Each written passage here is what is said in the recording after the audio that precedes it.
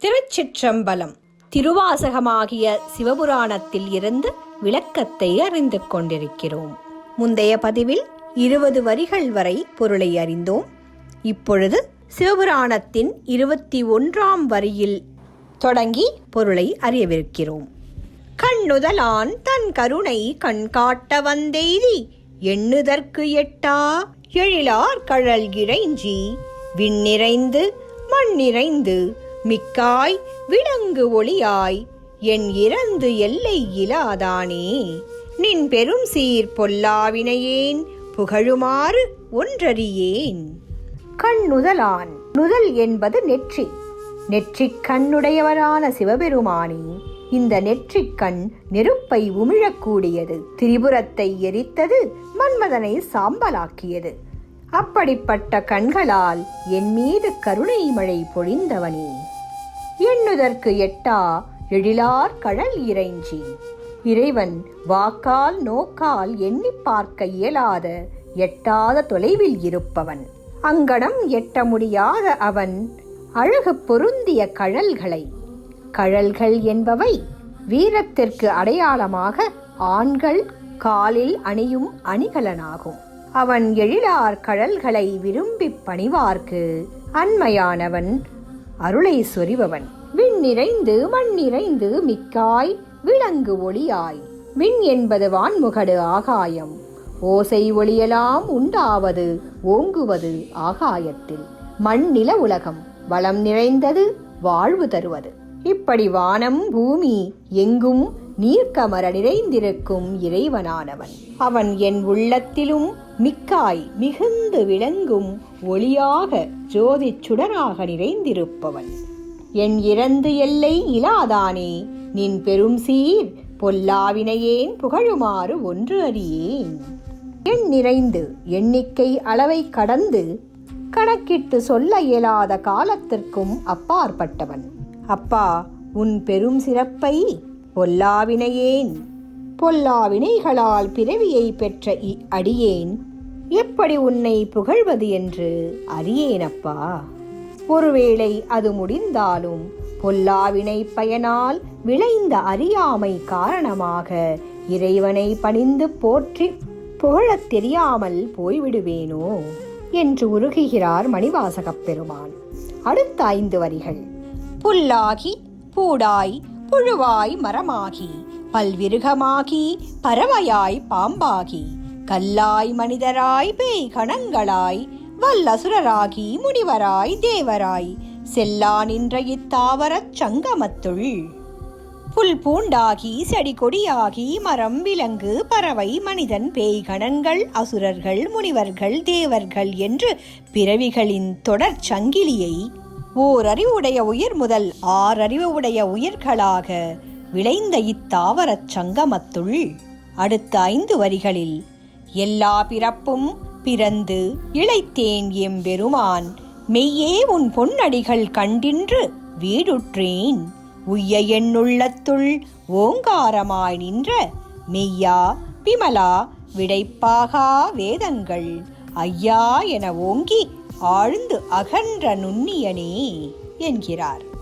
இதன் பொருள், எல்லா வகை பிறவிகளையும் பெருமானே நான் எடுத்து இளைத்து மெலிந்து சலித்து விட்டேன் ஐயா. மெய்யே மெய் பொருளாகிய இறைவா, இன்று உன் பொன்னார் திருவடிகளைக் கண்டு பேரின்ப வீட்டை அடைந்தேன். பேரின்ப வீடென்பது முக்தியாகும். உய்ய என் உள்ளத்துள் ஓங்காரமாய் நின்று நான் இனியும் பிறவி பிணியில் சிக்காது தப்பி பிழைக்க என் உள்ளத்துள் ஓமெனும் பிரணவ ஞான பொருளாக நிலை கொண்டவனே, மெய்ப்பொருளானவனே, விடையேறும் பெருமானே. வேதங்கள் எல்லாம் ஐயா, தலைவா, இறைவா என்று போற்றிக் கொண்டாடும் வண்ணம் ஆழமாக அகலமாக உயரமாக இருப்பவனே. அதாவது ஆழம் என்பது பூமிக்கு கீழே, அகலம் என்பது பூமி எங்கும் நிறைந்திருப்பது, நுண்ணியனே என்பது கூர்மை உச்சியை கண்டறிய முடியாதவன் என்று பொருள். 5 வரிகளில் வெய்யாய் தனியாய் இயமானனாம் விமலா பொய்யாயினவெல்லாம் போயகல வந்தருளி மெய்ஞானமாகி மிளர்கின்ற மெய்ச்சுடரே எஞ்ஞானம் இல்லாதென் இன்பப் பெருமானே, அஞ்ஞானம் தன்னை அகல்விக்கும் நல்லறிவே. இதன் பொருள் வெய்யாய் தனியாய். வெய்மை என்பது வெப்பம், தனிமை என்பது குளிர்ச்சி. வித்து முளைத்து உயிர்குலம் தழைக்க வெப்பும் நீரும், அதாவது சூடும் குளிர்ச்சியும் தேவைப்படும். இறைவன் அன்பர்க்கு தன்னழி செய்பவனாக, அல்லாதவர்க்கு சுடும் நெருப்பாக உள்ள என் தலைவனே, பொய்யாயினவெல்லாம் போயகல வந்தருளி பொய்யுலக வாழ்வின் புன்மைகள் எல்லாம் என்னை விட்டு விலகி சென்றிட வலிய வந்து என்னை அருள் செய்து ஆட்கொண்டவனே. என் உள்ளத்துள்ளே மெய் அறிவாகிய உண்மை பொருள் விளங்க அதை எனக்கு உணர்த்தி என்னுள்ளே சோதி சுடராக ஒளி வீசி திகழ்பவனே. எனக்கு எந்தவிதமான நல்லறிவும் ஞான உணர்வும் ஒரு துளியும் இல்லையப்பா. இருந்தும் என்னை ஆட்கொண்டருளி எனக்கு பேரின்பப் பெருவாழ்வை அளித்த பெருமானே, அஞ்ஞானம் என்னும் பொய்யிருள் நீங்கி சிவ சிந்தனை செய்ய அறிவொளி உதயமாக பேரருள் செய்த எம்பெருமானே என்கிறார் மணிவாசகப் பெருமான். அடுத்த 5 வரிகளில் ஆக்கம் அளவு இறுதி இல்லாய், அனைத்துலகும் ஆக்குவாய், காப்பாய், அழிப்பாய், அருள் தருவாய், போக்குவாய், என்னை புகுவிப்பாய், நின் தொழும்பில் நாற்றத்தின் நேரியாய் சேயாய் நனியானே, மாற்றம் மனம் கழிய நின்ற மறையோனே. இதன் பொருள் ஆக்கம் அளவு இறுதி. ஆக்கம் என்பது தோற்றம், அளவு என்பது வாழ்நாள் அளவு, இறுதி என்பது முடிவு. இவை ஏதும் இல்லாதவனே, ஆதியாய் அனாதியானவனே, பிறப்பும் இறப்பும் இல்லா பெருமானே, அனைத்துலகையும் ஆக்குவாய், காப்பாய், அருள் தருவாய், எல்லா உலகங்களையும் உண்டாக்கி அவைகளை காத்தருள் செய்கின்ற பெருமானே, என்னை இவ்வுலகில் போகவிட்டாய், உன்னை தொழும் திருத்தொண்டர் கூட்டத்துள் என்னை புகச் செய்தாய், என்னே உன் பேரருள் நாற்றத்தின் நேரியாய் சேயாய் நனியானே. நாற்றம் என்பது பூவின் வாசம். பூவின் வாசத்துக்கு ஒப்பானவன், நுட்பமானவன். மலரில் மனம் நிறைந்திருப்பது போல் என் மனமெங்கும் நிறைந்த எம்பெருமானே, பக்குவப்பட்ட மனத்தவர்க்கு அருகில் இருப்பவனாய், பக்குவப்படாதவர்களுக்கு சேய்மையில் தொலைவில் என்றும் எட்டாமல் இருப்பவனே, மாற்ற மனம் கழிய நின்ற மறையோனே. மரத்திற்கு மரம் தாவும் குரங்கினை போல் மனம் மாறும் இயல்புடையது. அப்படிப்பட்ட மனத்துள் மறை பொருளாய் மறைந்திருந்து வெளிப்பட்ட வேத முதல்வனே என்று போற்றுகிறார். அடுத்த 5 வரிகளில் கரந்த பால் கண்ணலோடு நெய் கலர்ந்தார் போல சிறந்தடியார் சிந்தையுள் தேனூறி நின்று திறந்த பிறப்பருக்கும் எங்கள் பெருமான், நிறங்கள் ஓரைந்துடையாய் விண்ணோர்கள் ஏத்த மறைந்திருந்தாய் எம்பெருமான் வல்வினை தன்னை. அதன் பொருள் கரந்த பால் கண்ணலோடு. அப்பொழுது கரந்த பாலுடன் இனிப்பு சுவையும் நெய் மணமும் கலந்து தித்திப்பு சுவை தருவது போல் இறை அனுபவத்தை மாணிக்கவாசகப் பெருமான் ஒப்பிடுகிறார். சிறந்தடியார் சிந்தை உள் தேனூறி நின்று. தேன் நாவில் பட்டால் மட்டுமே இனிப்பு சுவை தரக்கூடியது. ஆனால் இந்த சிவானந்தமாகிய தேன் சிந்தை உள்ளே ஊற்றாக பெருகி நிற்கும். சாதாரண தேன் துளி நாவில் பட்டால் மட்டுமே இனிக்கும், மனம் சற்றே மகிழும். ஆனால் இறைவன் மீது பூண்ட மெய்யன்பானது என்றும் நிலைத்திருக்கும் பேரின்பக் களிப்பை தரும். பிறந்த பிறப்பருக்கும் எங்கள் பெருமான், சிந்தையில் தேனூறி நிற்கும் நிலை பெற்றுவிட்டால் பிறவித்துயர் அற்றுப்போகும். நிறங்கள் ஓர் ஐந்துடையாய், படைத்தல் காத்தல் அருளல் அழித்தல் மறைத்தல் என்ற ஐந்தொழில் புரிபவன், நீர் நிலம் நெருப்பு காற்று ஆகாயம் எனும் ஐம்பூதத்தின் வடிவானவன். வெண்மை பொன்னிறம் செந்நிறம் கருநிறம் புகை நிறம் என்ற 5 நிறங்களில் மிளிர்பவனாகவும் பின்னோர்கள் ஏத்த மறைந்திருந்தாய் எம்பெருமான் வல்வினையேன் தன்னை.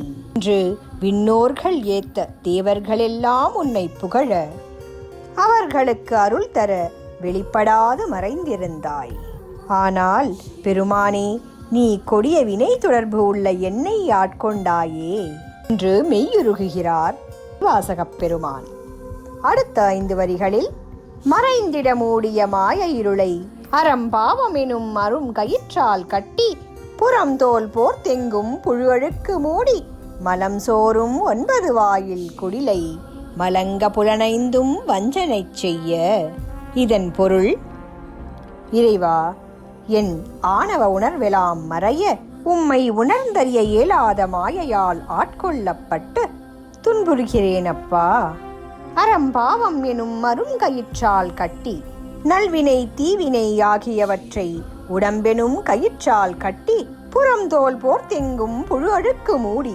இப்படி கட்டிய உடம்பிற்கு தோல் கொண்டு போர்த்தி அதனுள் இருக்கும் மல அழுக்குகள் வெளியே தோன்றாதபடி சுற்றி மூடினாயே. மல அழுக்குகள் நிறைந்த இவ்வுடலில் 9 வாசல்கள் கொண்ட ஓட்டை குடிசை, 9 துவாரங்கள் எனப்படுபவை 2 கண்கள், 2 காதுகள், மூக்கு துளை, வாய் மற்றும் மலஜல பாதைகளாகும். அங்க புலனைந்தும் வஞ்சனை செய்ய. கட்டப்பட்ட இவ்வுடம்பை கலங்க வைத்து நிலை தடுமாற செய்பவை 5 புலன்கள் ஆகிய மெய், வாய், கண், மூக்கு, செவி என்பன. இவை தம் செயல்களான உணர்தல், சுவைத்தல், காண்தல், முகர்தல், கேட்டல் எனும் இச்சைகளால் என்னை சிக்க வைத்து, இறைவா, நான் உன் அருளால் தோய்ந்து விடாதபடி தடுத்து என்னை தம் வசமாக்கிக் கொள்ளும் வஞ்சனை செய்கின்றன என்று வருந்துகிறார் மணிவாசகப் பெருமான். அடுத்த 5 வரிகளில், விலங்கு மனத்தால் விமலா உனக்கு கலந்த அன்பாகி கசிந்து உள் உருகும் நலம்தான் இல்லாத சிறியேற்கு நல்கி நிலம்தன்மேல் வந்தருளி நீள் கழல்கள் காட்டி ஞாயிற்கடையாய் கிடந்த அடியேற்கு தாயினும் சிறந்த தயாவான தத்துவனே, மாசற்ற சோதி, மலர்ந்த மலர்ச்சுடரே, தேசனே, தேனார் அமுதே, சிவபுரனே, பாசமாம் பற்றறுத்து பாரிக்கும் ஆரியனே, நேச அருள் புரிந்து நெஞ்சில் வஞ்சம் கெட என்று சொல்ல அதன் பொருள், விலங்கு மனத்தால் விமலா உனக்கு. விலங்கிற்கு நல்லது, தீது, நீதி, நெறி இவை ஏதும் அறியாது. ஆனால் 6 அறிவு உள்ள மனிதன் இந்த விலங்கு மனம் கொள்ளக்கூடாது என்றாலும் மலங்க புலனைந்து வஞ்சனை செய்ய புலன்களின் இச்சையால் வரும் ஆசையால் அந்த குணம் மனிதனுக்கு வாய்த்து விடுகிறது. அப்படி விலங்கு மனம் கொண்ட நான் மலங்கள் ஏதும் இல்லாத உன்னை பக்தி பரவசத்தால் உள்ளம் முருகி பேரின்ப நிலை எய்திருக்க நலம்தான் இல்லாத சிறியேற்கு நல்கி. இப்படி எந்த நற்குணங்களும் இல்லாத சிறுமைப்பட்டவன் ஆகிய எனக்கு உன் அருளை நல்கி நிலம் தன்மேல் வந்தருளி நீள்கழல்கள் காட்டி விண்ணக தேவரெல்லாம் வந்துன்னை வழிபட காத்திருக்க என்னை ஆட்கொண்டருள வேண்டும் என்று இறைவா, நீ விண்ணொழித்து மண் புகுந்து நின் வீரக்கழல் அணிந்த திருவடிகளை காட்டியம்மை ஆட்கொண்டாயே.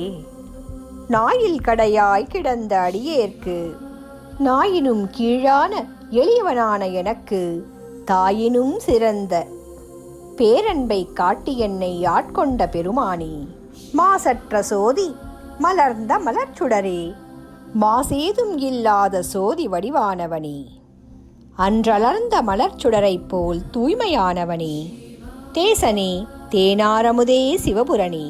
தேசு என்பது ஒளியாகும். ஒளியே, ஒளி வடிவானவனே, தேன் போல் தித்திக்கின்றவனே, சிவலோகநாதனே, சிவபுரத்தரசனே, பாசமாம் பற்றறுத்து பாரிக்கும் ஆரியனே.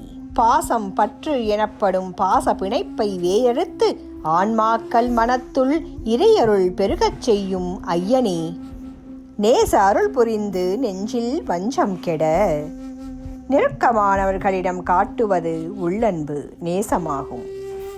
அருள் அன்பின் முதிர்ந்த நிலை. நேசத்தால் அவன் அருள் புரிந்து மணிவாசகப் பெருமானின் நெஞ்சத்தில் அமர்ந்து அத்தனை வஞ்சங்களையும் வேறறுத்தான் என்பது இதன் பொருளாகும். இதுவரை சிவபுராணத்தில் 65 வரிகள் முடிவடைந்தன. மற்றவை அடுத்த பதிவில். நன்றி, வணக்கம்.